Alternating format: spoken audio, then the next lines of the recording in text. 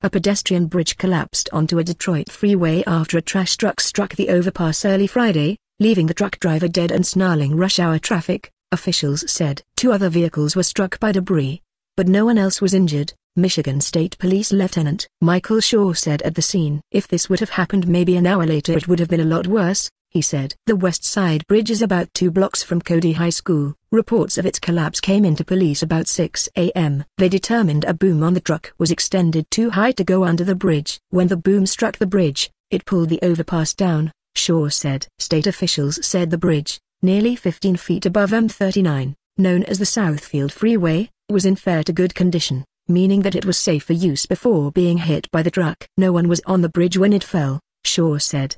Traffic on the roadway below was fairly light because the crash occurred just at the beginning of rush hour. Barnica Cage, who lives a block from the bridge, told the Detroit News she heard a boom, went down the street and saw that the bridge had fallen. She said she saw a man get out of the truck, stumble, and then fall face first on the grass along the freeway. There was blood all over his face, Cage said. Shaw said the driver, whose name has not been released, later died at a Detroit hospital. He wasn't wearing a seat belt, which may have been a factor in his death, Shaw said. About 4 hours after the crash, the truck was on the side of the freeway with its windshield wipers still moving. Part of the bridge's span lay mangled atop the pavement on the freeway's northbound lanes. The span over the southbound lanes was twisted above the ground. Concrete support pillars were wrenched from their bases, exposing steel reinforcing bars.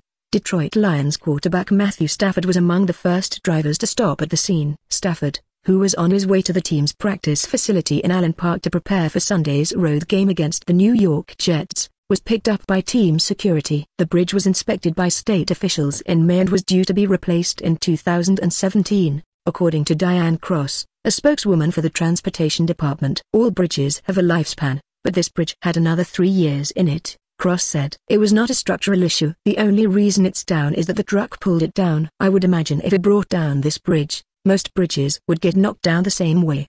Traffic was forced off the freeway in both directions. Crews hope to clear the bridge from the road and reopen the freeway Friday after police complete their investigation.